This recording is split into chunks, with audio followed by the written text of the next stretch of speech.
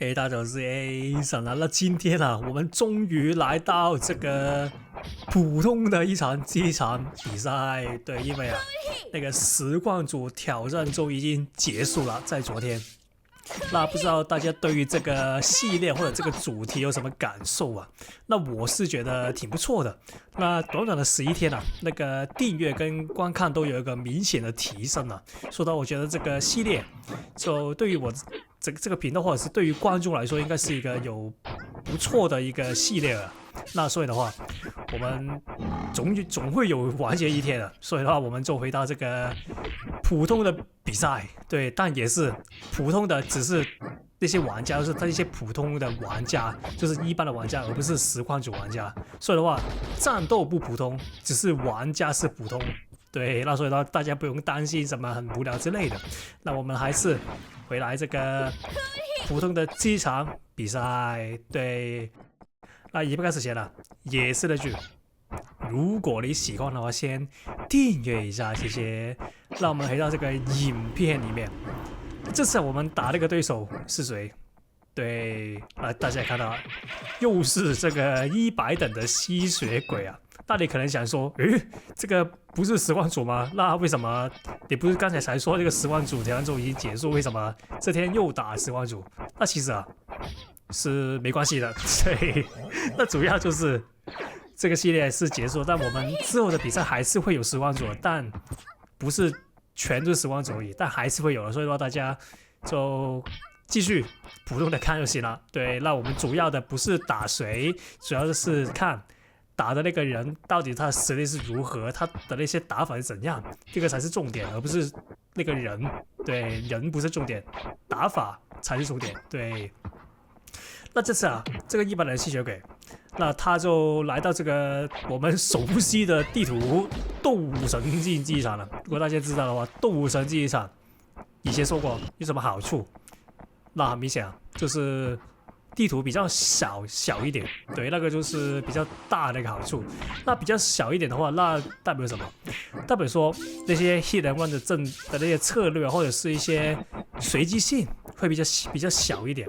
因為之前也說過，通常啊，鬥神競技場這種平面的地圖，它的那些阻礙物都是比較少的。那這樣的話就會導致啊，那個隨機性就會變少，因為沒有一些阻礙物擋住玩家嘛。那玩家的話就可以100%的發揮他原本的實力，他的一些連擊啊，什麼東西也不會被一些地形啊所影響。所以說基本上可以90%吧，90%發揮這個他原本應有的實力啊。所以說我是比較喜歡這個平面的鬥神競技場。對，那另外一點就是剛才所說 hit and run 那些打法都用不到，因為 hit and run 啊有一個很大的重點是什麼？就是因為你要地圖夠大 ，hit and run 這個打法才會成立。因為 hit and run 就是要不停的跟那個对手拉開距離嘛，然後拉開距離的同時要不停的避開對面的攻擊，然後導致可以觸發這個 hit and run 的那個效果。那這個地圖因為太小的關係啊，所以它根本基本上是跑不了的。那基本上就很容易把它抓住。那現在已經把它抓住，那它應該是死了，我猜。OK， 那來到這個第3回合，那也是打吸血鬼，有什麼需要注意？那個也說了很多次，因為已經很多次跟這個吸血鬼打了，那而且也是有不少玩家用吸血鬼的，在伊尼服裡面。那雖然是這樣說，但其實啊，也不是看的特別多，因為通常用吸血鬼的玩家現在都很少用吸血鬼。那就算他用啊，也是這個可能只會拿出來用前半場而已。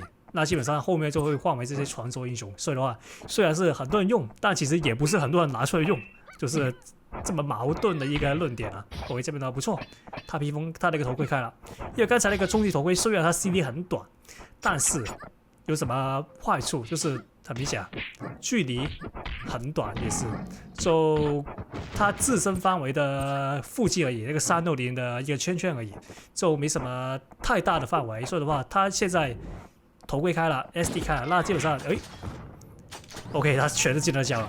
那也是昨天還是前天的不說過，如果那麼心急把技能全都交出來，在前期階段，那基本上後期啊，你被那個對手抓一次那你基本上就無路可逃了。那這邊的話已經把他抓住，那他應該是會換防御種。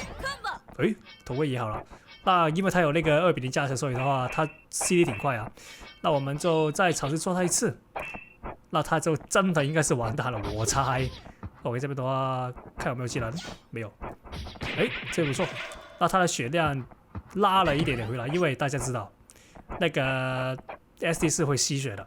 OK， 這邊的話他剛才應該是打算開盔甲，但他剛才如果大家記得，他不久前才開完嘛，雖然有加成，但是那個 CD 還是沒有那麼快，所以的話他剛才應該是沒 CD。OK， 這邊的話嘗試一下把他抓住，因為這個地圖比較小一點，他應該是跑不掉了。OK， 這邊炸下去，誒，沒有，可惜啊，這個 SD 雖然是有一個不錯效果，是可以把人定住，但它也是充滿着這個隨機性，就是它那個炸那個 combo 是隨機的，基本上它沒有那個還可以預判的那個東西，所以的話，我基本上都是看運氣而已。這邊的話，整一批 OK 抓到，那他應該死了，他應該是沒氣了。OK 啦，最後的話記得訂閱一下，謝謝。